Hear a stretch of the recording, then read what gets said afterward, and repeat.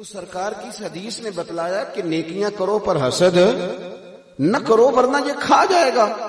حسد کرتے ہیں لوگ، حسد نہ کریں زندگی میں، یہ آپ کے دل کو جلائے گا، یہ آپ کو تکلیف دے گا.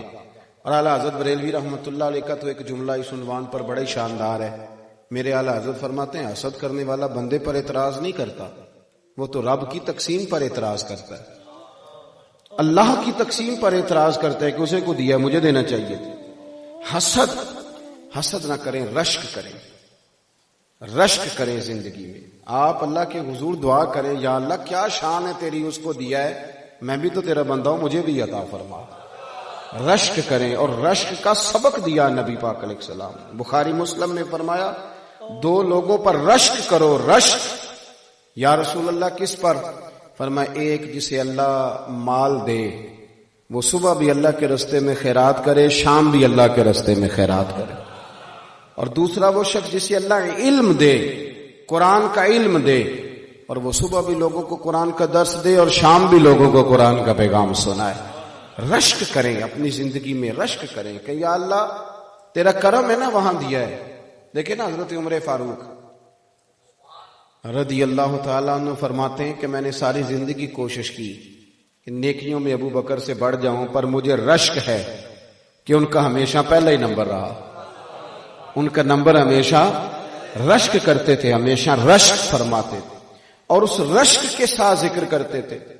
کسی نے آپ سے پوچھا، عارف رومی علیہ رحمہ اس کو لکھتے ہیں، کسی نے پوچھا حضرت عمر سے کہ آپ کہتے ہیں کہ میں آدھا مال، ویسے آدھا مال بھی لے کے آنا بڑا مشکل کام ہے، کہ 2.5 زکوٰۃ دینی پڑتی ہے نا رمضان میں، تو 15 مفتیوں سے لوگ فتویٰ پوچھتے ہیں.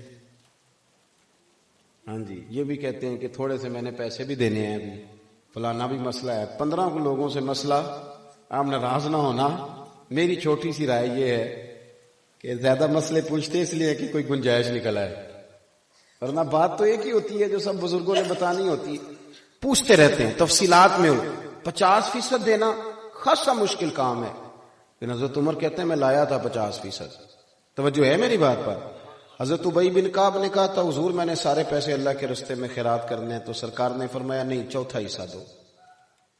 حضرت ابو لبابہ نے بھی عرض کیا تھا حضور سارے دینے ہیں، فرمایا نہیں، 1/4 حصہ دو. ہاں ایک ابو بکر صدیق ہیں جو سارے لے کے آئے تو میرے رسول نے سارے ہی قبول فرمائے. تو حضرت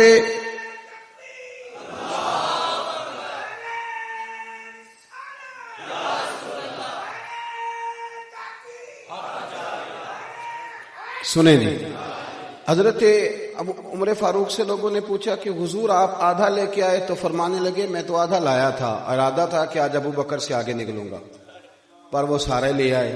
لیکن فرماتے ہیں کہ جو سوالات حضور نے پوچھے وہی بڑے قابل رشک تھے، جو سوالات پوچھے وہی قابل رشک تھے. اور فرماتے ہیں سوالوں میں بڑا فرق تھا.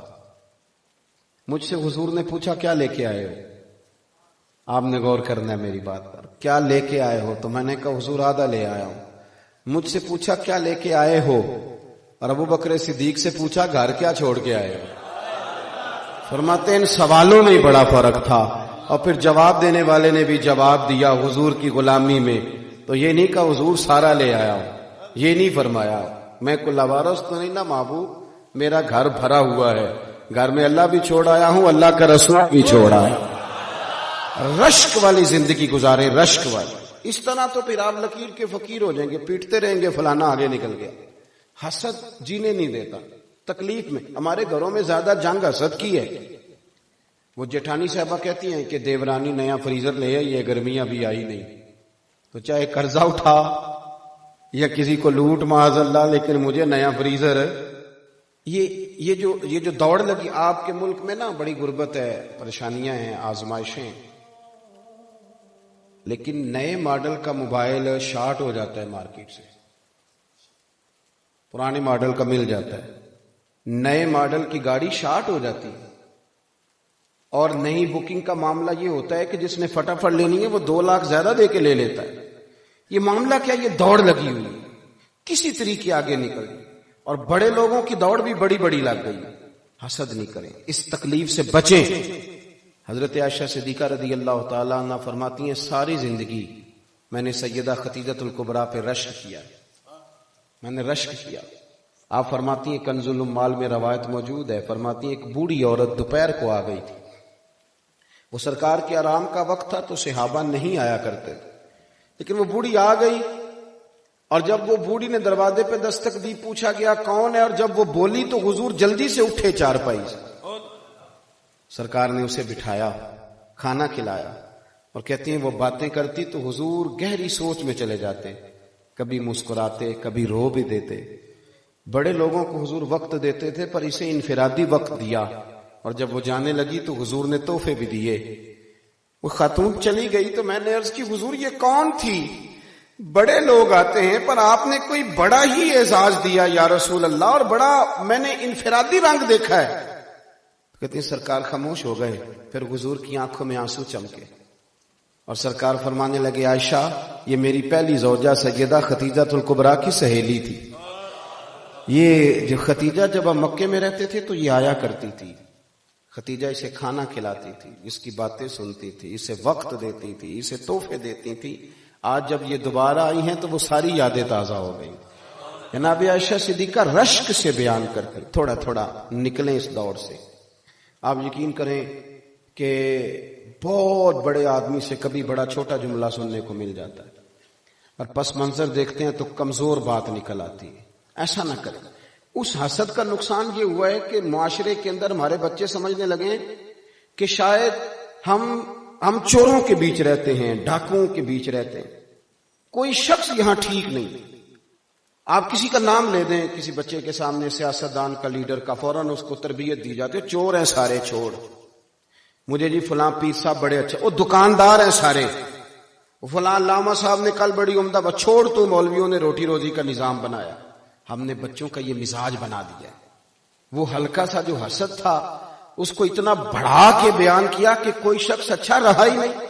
میں ملک سے باہر تھا تو ایک صاحب مجھے کہنے لگے پاکستان کا بڑا برا حال ہے، دینی حلقوں کا، غیر دینی حلقوں کا۔ میں نے کہا یہاں بیٹھے آپ کو کیا بتاؤ؟ کہنے لگے جی کیا کر رہے ہیں مدارس؟ میں نے کہا سنو، رمضان المبارک میں مسجدیں تھوڑی ہوتی ہیں، حافظ زیادہ ہوتے ہیں، حافظوں کو جگہ نہیں ملتی، مدارس کوئی کام نہیں کر رہے۔ طریقت میں ٹھیک ہے بڑی پریشانیاں آئی ہیں، لیکن اللہ کے فضل سے اب بھی ڈھیروں مرید ایسے ہوتے ہیں جن کے داڑھی سنت کے مطابق ہوتی ہیں، جن کی پیشانیاں سجدوں کی لذت سے آشنا ہوتی ہیں۔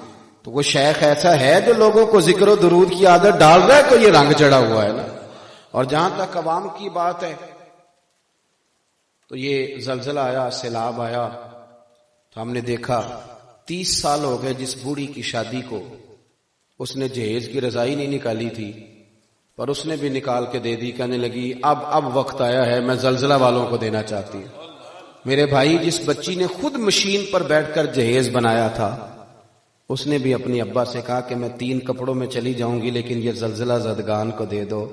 ملت کے جوان جنہیں تم برا کہتے ہو، ایک بوڑھے کو 1 بوتل خون کی ضرورت ہوتی ہے تو 13 نوجوان سڑک پہ کھڑے ہوتے ہیں کہ ہم حاضر ہیں، اور پھر آپ کو کیا ضرورت ہے یہ کہنے کی کہ یہ وطن کسی چور کا، کسی ڈاکو کا ہے؟ یہ وطن کسی چور کا نہیں، کسی ڈاکو کا نہیں، کسی سیاستدان کا نہیں، یہ وطن داتا علی اجمیری کا ہے، یہ بابا فرید الدین مسعود گنج شکر کا ہے۔ کیوں آپ کچی پکی باتیں کرتے ہیں؟ آپ اپنی زبان پر تعریف لائیں تو صحیح، آپ بات کریں تو صحیح، مزاج نہیں۔ میں چلا گیا، یہ صحابے کے پاس قبر ہے شہاب الدین غوری کی، پتہ ہے آپ کو؟ اللہ کرے آپ کو پتہ چل جائے، آمین تو کہہ دیں۔ چونکہ ان کا عرس نہیں نہ ہوتا، وہ سجادہ نشین کوئی نہیں اور گلہ شلہ کوئی نہیں، الا ماشاء اللہ، ورنہ بات بڑی بن جاتی، فوٹو پہ فوٹو لگی ہوئی ہوتی۔ شہاب الدین غوری، کسی نے پوچھا کہاں رہتے ہو تو کہنے لگے گھوڑے کی پشت پہ۔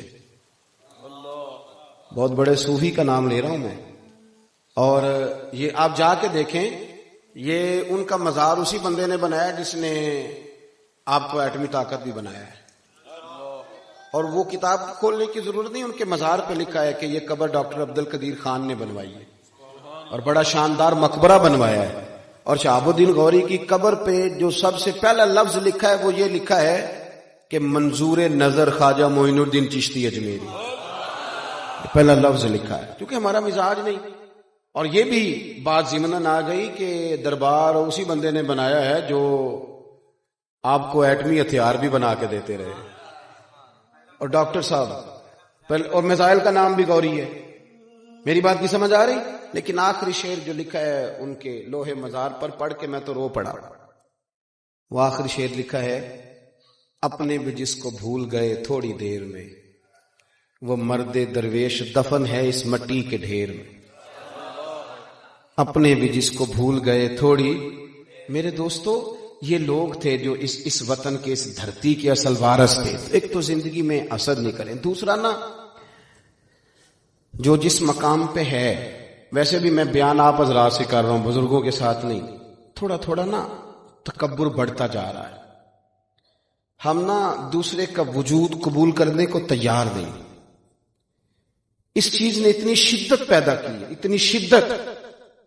میں صبح 11 بجے سے لگا ہوں اسی کام. انسان ہے نا جی، تو اگر 12 گھنٹے، اب یہ 11 بجنے کو ہیں تو 12 گھنٹے ہو جائیں گے، ہمیں مسلسل چل رہے ہیں. اور ابھی اس کے بعد ایک وعدہ اور نبھانا ہے. لیکن اس کے باوجود روز 15-20 لوگ ناراض ہوتے ہیں ہم سے، کہتے ہیں تسی بڑے ہو گئے ہو. 15-20 اس کے باوجود، میری بات کی سمجھ آ رہی، قبول کرنے کو تیار نہیں. کوئی آ جاتا ہے نا، اگر آپ سے کوئی ڈاکٹر کسی وقت اس کو کسی عالم سے کام پڑ جاتا ہے تو اس کا ذہن بنا ہوا ہے کہ مولوی تو ویلے ہوتے ہیں، کام تو میں کرتا ہوں، مزاج بن جاتا ہے. شاید یہی مزاج میری طرح کے مولوی کا وکیل کے بارے میں ہے کہ تو فارغ آدمی، اس کو تو کوئی کام نہیں، تو جاتا ہے چیمبر میں تو آ جاتا ہے. وجود تسلیم نہیں کرتے.